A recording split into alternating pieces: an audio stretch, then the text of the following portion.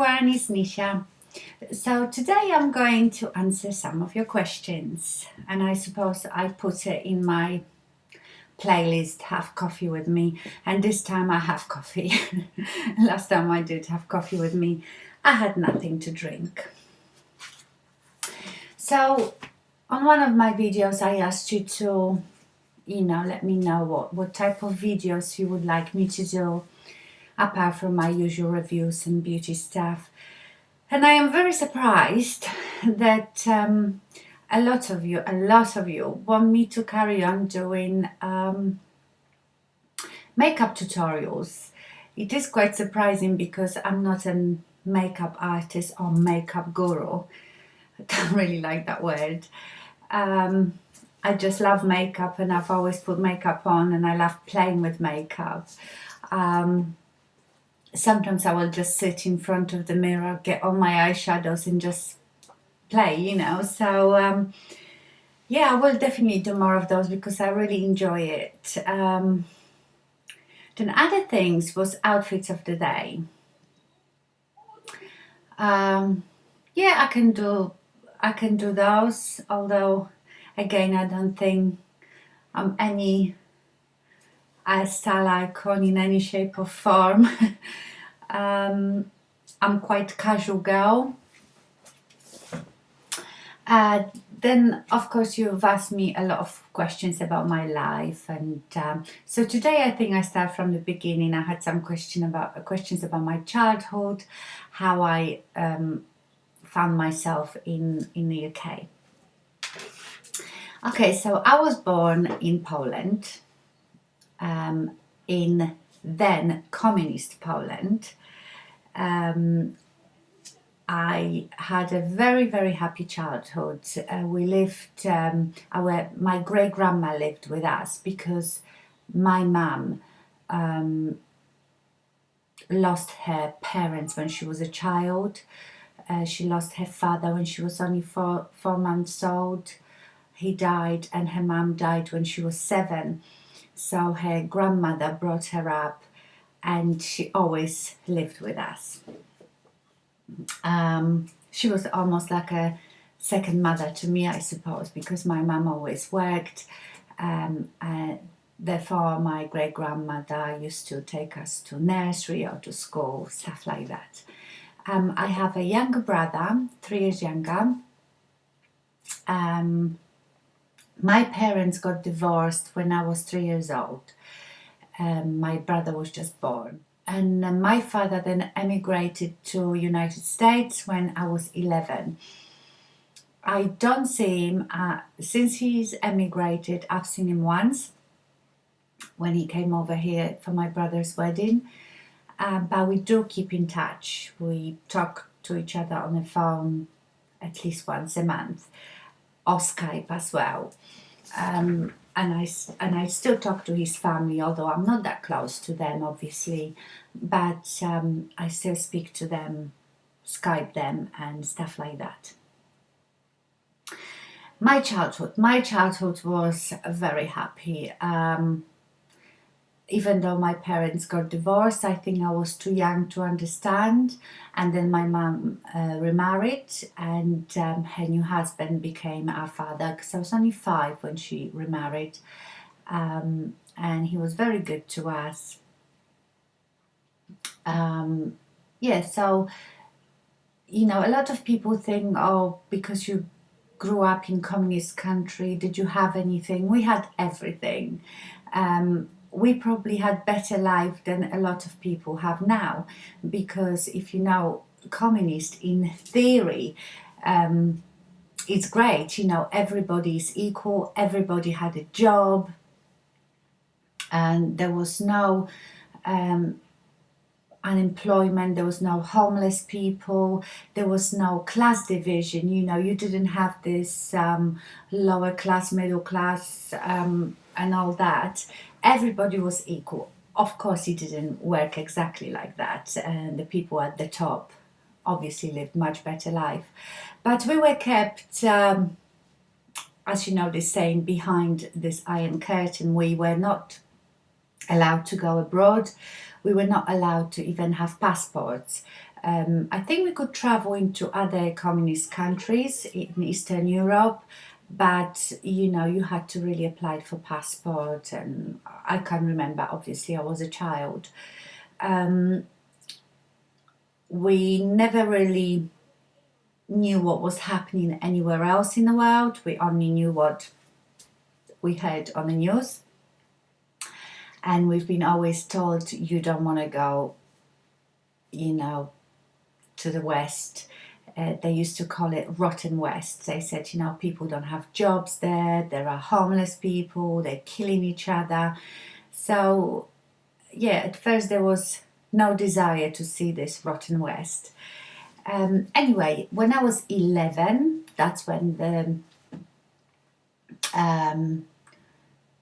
Civil War happened, when Solidarity started to fight communists. And as scary as it sounds for a child, it was quite exciting. I remember tanks on the road in my town, and curfew hours, and we had rations for food. Like, you were only allowed, I never forget when you were only allowed 2 pairs of shoes a year. You honestly had tickets, so you could just have sandals, I suppose, and then winter boots. But I don't ever remember going without anything, or being sad, or being hard done by. It was what it was. You don't miss what you don't have. But we were very happy. I sometimes think we were happier than we are now. People are just this chasing the money and chasing the material things, and the technology is become, I don't know, I just feel sometimes sorry for our children, because I think our childhood was much longer, much carefree, and much more social. These days they don't even talk to each other, they just text constantly. Anyway, so that all happened when I was 11.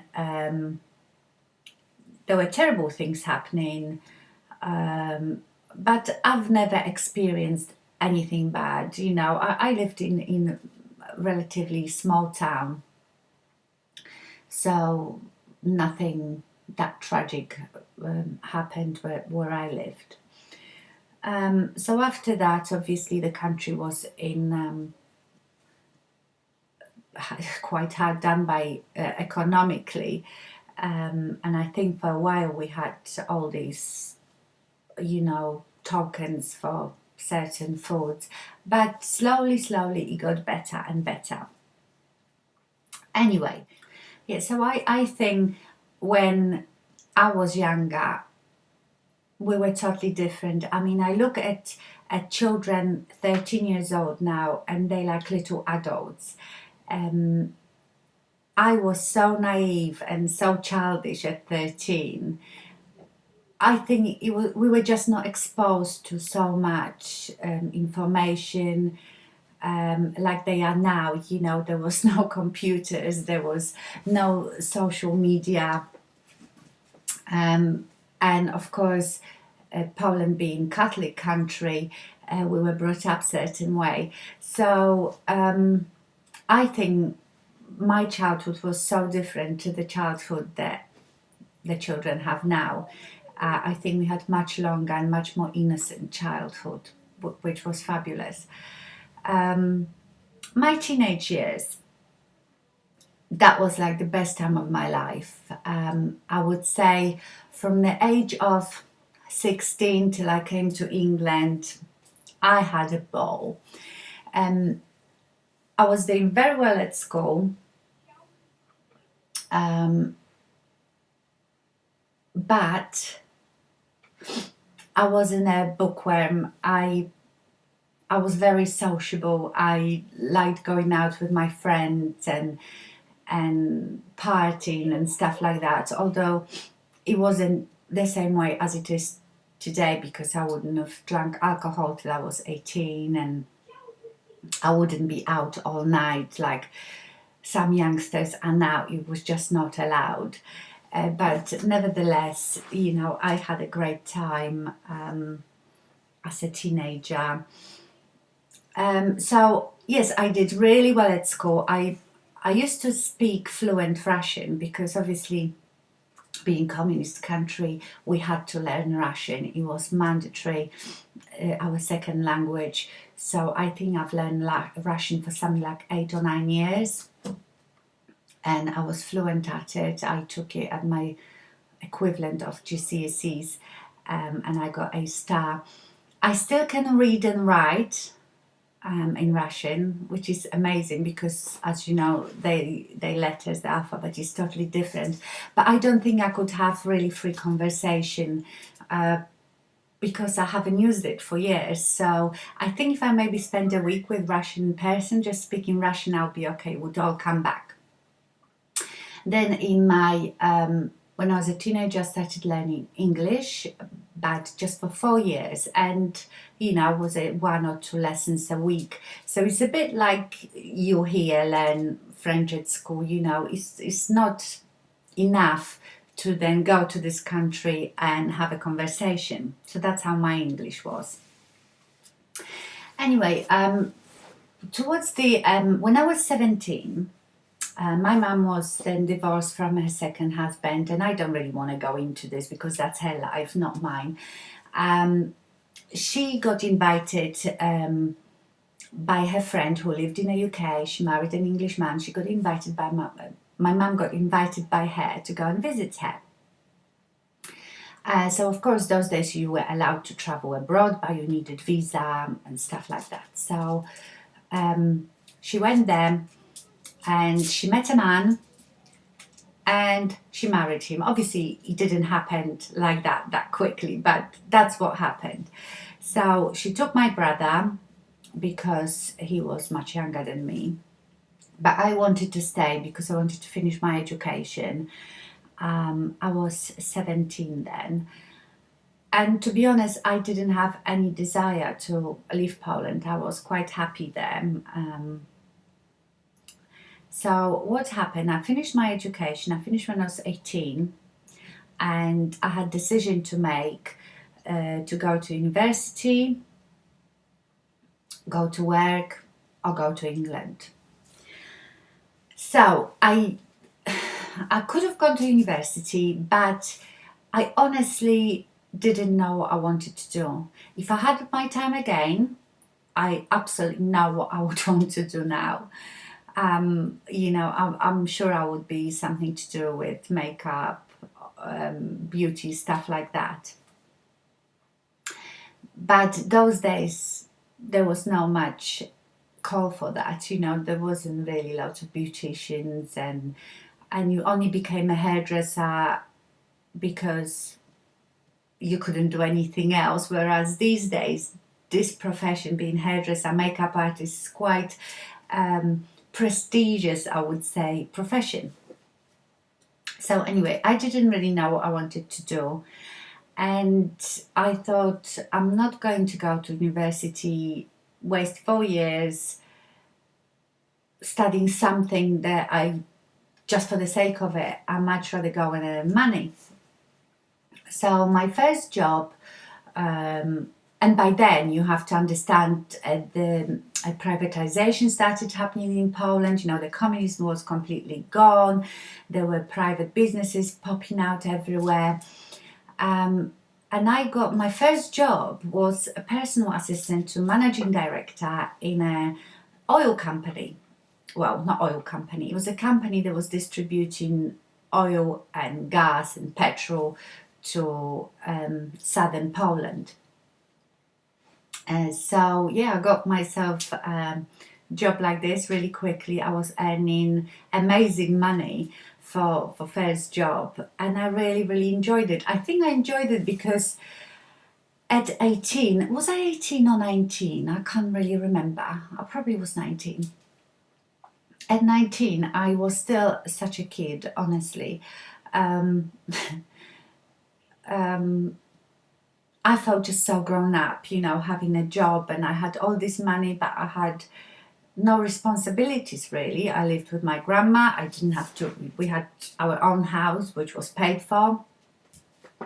I didn't have to contribute to anything. I just earned loads of money and lived the life of Riley really. So I was working, I was having time of my life, going out with my friends. Honestly, they were like the best years of my life. Not the best, but as a single person, as someone that didn't have any responsibilities. Anyway, my mum was by now living full-time in England, and my brother. And one summer my brother came back for holidays, and we were talking to my mum on the phone, and she said, why don't you come back with Rafał, that's the name of my brother, just to visit. It was end of the summer. And I thought, well, why not? I go and visit. So I quickly bought a ticket and I went back with my brother, and I think that was in September, and I was gonna stay till Christmas and then come back home for Christmas. But of course my mum had different plans. She knew all the way that once she got me there, she would not let me go back. So she wanted me with her. And at first I hated England. I really, really didn't like it. It could be because my mum, in Poland, my mum worked in office for government, but obviously coming to England is totally different. There's language barrier, but she did really well. She went on all sorts of courses, and her husband got a pub, and were running a pub, and their first pub was in not a very nice area in the UK, and that's where I arrived. I was I was really gobsmacked seeing people covered in tattoos. It was a real cultural shock to me, and I just want to say I've got nothing against tattoos. It's just you have to understand where I came from. The only people that would have a tattoo anywhere on their body, and usually would be just on their knuckles, were people that've been to prison. It wasn't a fashion, it wasn't something that you just did. And so I remember, my first few days and asking my mum, oh my God, mum, have all these people been to prison? And she said, no, it's just fashion. So that was first shock. And of course, my English was useless from what I've learned. I could read and write, but to have conversation, forget it. I think it's not just the limited English I had, is the different accents. I mean, there is so many different accents in the UK. It's a very small country, but you go 20 miles somewhere and they speak totally different. Also in Poland, my English teacher was Polish, therefore he was speaking English with Polish accent. It was very hard, and my example is always water. So my English teacher in Poland would say water. That would be typical Polish accent, would say water. Then I come to England, and in southern England a lot of people miss out the T's, so they would say water. And I would have no clue what that meant. If I been taught water and someone says water, I wouldn't know what it was. I say water now. So I found the language barrier very hard. I really, really didn't like it. I felt very scared, and you sit amongst all these people and they all chat. You don't have a clue what's going on. It's very hard. So my mum would translate a lot of things, but I think I have quite natural talent for learning languages. So after a month, 2 months, I was much better. I remember then I've met my first boyfriend. He was English, and we used to go on our dates. I used to go on a date with a dictionary. So our dates were quite funny. But I threw myself in there, and I think because I was, I wasn't one of these immigrants that come and stay within their own community. I never just came and stayed in Polish community, because I know a lot of people do that, and they are in America or in the UK for years and years, and they still don't speak English or proper English or good enough English, because they just stay in their own community, don't really try to integrate, which I'm a great believer in. If you want to stay with Polish people or whatever nationality you are, you stay in your country. If you go to someone else's country, you have to embrace their culture, their people, and integrate. That's the whole point of it. So my English became better and better, but it is so hard to get to know a person when you don't speak the language. And my boyfriend was the perfect example. He was a wonderful boy. He was really nice, really sweet, and I thought the word of him at first. But the more English I've learned, the more I got to know him properly as a person. I mean, you won't understand unless you've been in that situation, unless you've emigrated and you have to learn new language. There is no way you can know a person in and out unless your language is almost 100%. Anyway, when my English got better and better, I've realized that as lovely as he wasn't someone I wanted to be with. We didn't have the same vision, we didn't share the same, he didn't have the same drive, he didn't have the ambition, which I really, really appreciate in a man, the striving to be better. So that relation fizzled out, and also because we moved, my parents got pub somewhere else and we moved. So I was living with my parents above the pub. Then obviously for the first 6 months, I think, my mum was obviously keeping me because I could not get a job. I had to, then we've gone through the process of applying for my residential visa, which took a while. I mean, my brother had no problem because he was a minor, he was underage, but I wasn't. I was an adult. But that went quite smoothly. We wrote to a home office, and I very soon got residential visa, which gives you all the same rights as a British citizen, apart from that I couldn't vote. And so I had still Polish passport, but I had residential visa.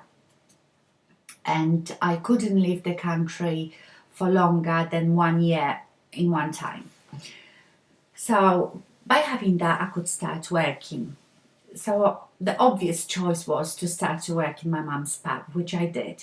Then I did all the courses and NVQs, and I became assistant manager, which means that I could run the pub, in front of the house as well as behind, doing all the paperwork and ordering and all that stuff and payroll. And I would run the pub if my parents went on holiday. I absolutely hated the job. Hated it with a passion. It's such a, it's sociable and unsociable, because you are with people, but you don't choose who you are with, if you know what I mean. They are your customers. And we had really lovely customers. I've met lots of lovely people. I had to work Saturdays, I had to work Sundays. It was awful. So I hated it, but I did it for quite a few years. And that's where I met my second boyfriend. He was much older than me. Because the new pub was in an area where there was a lot of IT companies. So our lunchtime trade were people from those offices. And I've met a man from one of the offices. He was much older than me. He was the most charming gentleman ever. And by saying he was much older than me, I was, I think, 23 and he was 35, so he was about 12 years older than me. But he was very charming, and slowly we started going out. I was very taken by him because obviously, and I'm telling you, at 23, I was a child. I was still so naive, and when I think back, I see children, teenagers, 15 years old. They are probably more grown up now than I was at 23. He turned out to be a cheat, and he was so good at it. I could write a book. Honestly, my relationship, and I think we were together for 2 years, I could write a book about it. But at the same time, he treated me, apart from the cheating, treated me really nice. He took me on a couple of nice holidays. He was very generous with his presents, but now we know why. Every time he couldn't make the date, I would get a present, and it was just out of guilt, I suppose. So I think I will finish there because I can see I've been talking for quite a long time, and I don't want it to be too long. I might do it like in parts because the next question that I had was, so I've done my childhood and teenage years and how I came to England, and the next question was how I met my husband. So that's a story in itself. So I think I finish here, and if you have any more questions, just leave it under this video. I won't talk about everything because obviously some things I really want to keep private, but I don't mind telling you most things. So if you have any more questions, please leave it down below. Okay, let me just quickly do, because you always ask the questions. My necklace, I love it. I love it. You know probably by now that I love all this type of necklaces. I can't tell you where I got it. I bought it in Spain in some little boutique when I went to visit my mum. Is one of those. This got this wire and just this colourful. They look like mother of pearl. Things. You've asked me before about these bracelets. These are so cute. They almost glow in certain light. These I bought in Cornwall when I went there last year. It was again little shop where they sold any color you wanted in that jewelry. As you know, I'm going there this year. We're going for a couple of weeks, and I'm hoping to do some vlogs from there because it's a beautiful part of England. And I definitely will buy some more of those. Okay, so thank you for watching. I hope this was fun, and I see you soon. Bye.